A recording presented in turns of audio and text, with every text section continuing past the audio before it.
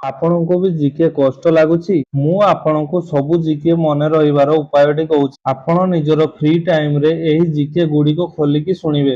ଆପଣଙ୍କର ଜିକେ ମନେ ରହିବ, ଆପଣ ଜାଣି ଆଶ୍ଚର୍ଯ୍ୟ ହେବେ। କ୍ଲାସର ସେକେଣ୍ଡ ପାର୍ଟରେ ମୁଁ ଆପଣଙ୍କୁ ସ୍ୱାଗତ ଜଣାଉଛି।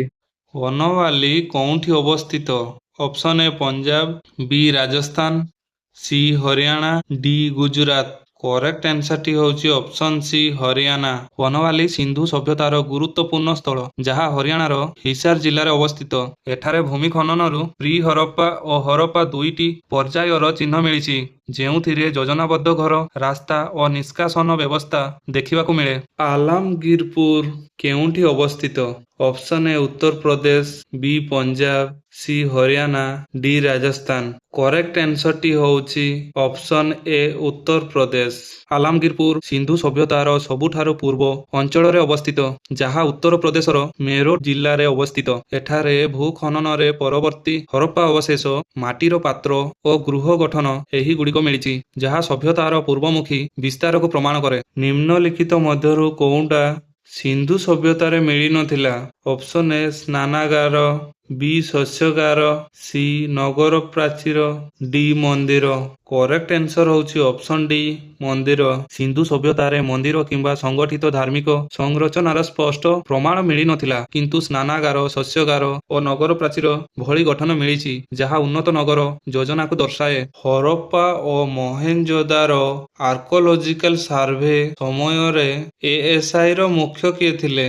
Option A John Marshall, B Mortimer Wheeler, C Dayaram Sahni, D Rakhaldas Banerjee.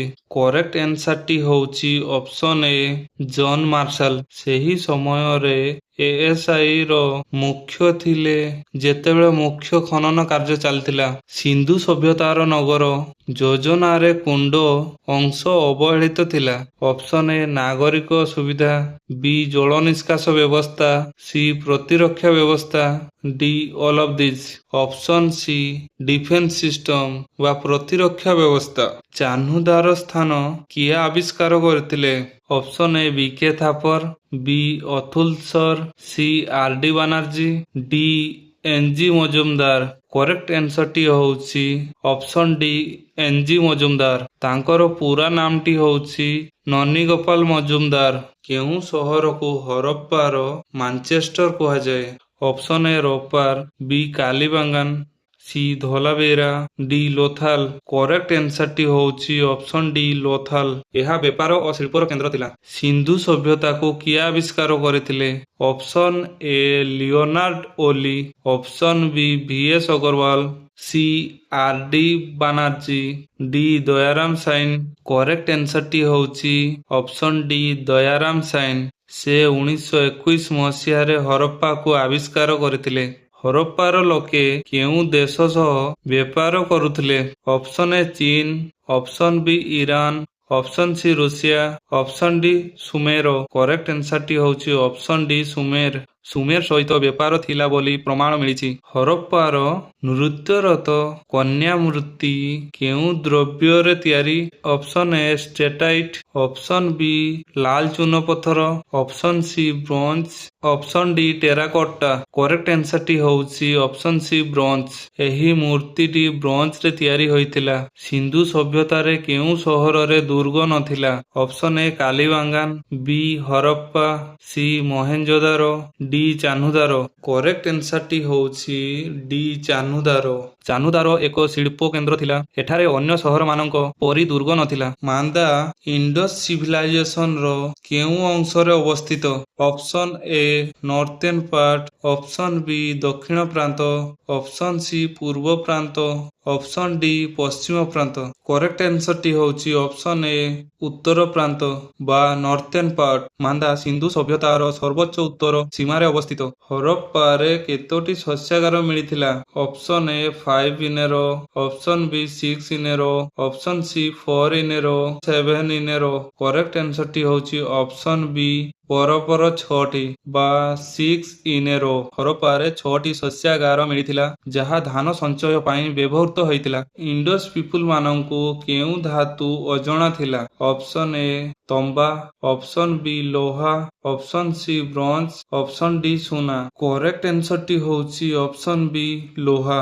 ସେମାନେ ତମ୍ବା, ବ୍ରୋଞ୍ଜ, ସୁନା ବ୍ୟବହାର କରୁଥିଲେ କିନ୍ତୁ ଲୁହା ଜାଣିନଥିଲେ। କେଉଁ ସହରରେ ବୁଣା କପଡ଼ା ମିଳିଥିଲା? Option A Harappa, option B Mohenjodaro, C Rangpur, D Alamgirpur. Correct ଆନ୍ସରଟି ହେଉଛି ଅପସନ୍ ବି ମହେଞ୍ଜୋଦାରୋ। ମହେଞ୍ଜୋଦାରୋରେ ବୁଣା କପଡ଼ା ମିଳିଥିଲା ଯାହା ବୁଣା କାମର ଜ୍ଞାନକୁ ପ୍ରମାଣ କରେ। ନେକ୍ସଟ କ୍ୱେଶ୍ଚନ୍, ଭାରତୀୟ ଉପମହାଦେଶରେ ପ୍ରଥମ ଧାନ ଚାଷ ନିଦର୍ଶନ କେଉଁଠି ମିଳିଛି? Option A Mohenjodaro, option B Lothal, C Mehrgarh, D Harappa. Correct ଆନ୍ସରଟି ହେଉଛି ଅପସନ୍ ସି ମେହେରଗଡ଼। ମେହେରଗଡ଼ ଦକ୍ଷିଣ ଏସିଆର ସବୁଠାରୁ ପୁରାତନ କୃଷି କେନ୍ଦ୍ର ମଧ୍ୟରୁ ଗୋଟିଏ। ପ୍ରାୟ 7000 ବିସି ଏଠାରେ ମନୁଷ୍ୟ ପ୍ରଥମେ ଶିକାର ଜୀବନରୁ କୃଷି ଜୀବନକୁ ପରିବର୍ତ୍ତନ କରିଥିଲେ। ପ୍ରଥମେ ଗହମ ଏବଂ ଯବ ଚାଷ ହେଉଥିଲା, ପରେ ଧାନ ଚାଷର ନିର୍ଦ୍ଦେଶନ ମିଳିଥିଲା ଯାହା ଏହାକୁ ଗୁରୁତ୍ୱପୂର୍ଣ୍ଣ କରେ। ସିନ୍ଧୁ ସଭ୍ୟତାର ଲିପି? ଅପସନ୍ ଏ ସୀମିତ, ବି ଏପର୍ଯ୍ୟନ୍ତ ପଢ଼ାଯାଇ ନାହିଁ, ସି ବାଉନ୍ସଫେଡନ୍ ପ୍ରକାର, D all of the above. ସବୁଗୁଡ଼ା ଅପସନ୍ ଠିକ୍ ଅଟେ। ସିନ୍ଧୁ ସଭ୍ୟତାର ଲିପି ଏପର୍ଯ୍ୟନ୍ତ ପଢ଼ାଯାଇ ନାହିଁ। ଏହା ଛୋଟ ଛୋଟ ଲେଖାରେ ମିଳିଥାଏ ଏବଂ କେତେକ ଲେଖାରେ ବୋଷ୍ଟଫିଟନ୍ ଶୈଳୀ ଦେଖାଯାଏ, ସେଥିପାଇଁ ସବୁ ବିକଳ୍ପ ଠିକ୍। ହରପ୍ପା ସିଲ୍ କେଉଁ ପଥରରେ ତିଆରି ହୋଇଥିଲା? ଅପସନ୍ ଏ ଚୂନ ପଥର, ବି ଡୋଲୋମାଇଟ୍, ସି ଷ୍ଟ୍ୟାଟାଇଟ୍, ଡି ରାୟୋଲାଇଟ୍। କରେକ୍ଟ ଆନ୍ସରଟି ହେଉଛି ଅପସନ୍ ସି ଷ୍ଟ୍ୟାଟାଇଟ୍। ହରପ୍ପା ସିଲ୍ ସାଧାରଣତଃ ଷ୍ଟ୍ୟାଟାଇଟ୍ ପଥରରେ ତିଆରି ହୋଇଥିଲା। ପ୍ରଥମେ ଏହାକୁ ଖୋଦାଯାଇ ପରେ ତାପ ଦେଇ କଠିନ କରାଯାଉଥିଲା। ଏଥିରେ ପଶୁଚିତ୍ର ଓ ଲିପି ଥାଏ ଏବଂ ବ୍ୟବସାୟରେ ବ୍ୟବହୃତ ହେଉଥିଲା। ସଟୁଗାଇ କେଉଁ ଦେଶରେ ଅବସ୍ଥିତ? Option A Bharat, B Pakistan, C Afghanistan, D Tibet. Correct ଆନ୍ସରଟି ହେଉଛି ଅପସନ୍ ସି ଆଫଗାନିସ୍ତାନ। ସଟୁଗାଇ ଆଫଗାନିସ୍ତାନରେ ଅବସ୍ଥିତ ଏକ ସିନ୍ଧୁ ସଭ୍ୟତାର ବାଣିଜ୍ୟ କେନ୍ଦ୍ର ଥିଲା। ଏଠାରୁ ଲାପିସ୍ ଲାଜୁଲି ଭଳି ମୂଲ୍ୟବାନ ପଥର ମିଳୁଥିଲା ଯାହା ଦୂରସ୍ଥ ବ୍ୟବସାୟକୁ ସୂଚନା କରେ। ଏଠି ଲାଷ୍ଟ କ୍ୱେଶ୍ଚନଟି, ସାଇନବୋର୍ଡ ଓ ଷ୍ଟାଡିୟମର ନିର୍ଦ୍ଦେଶନ କେଉଁଠି ମିଳିଛି?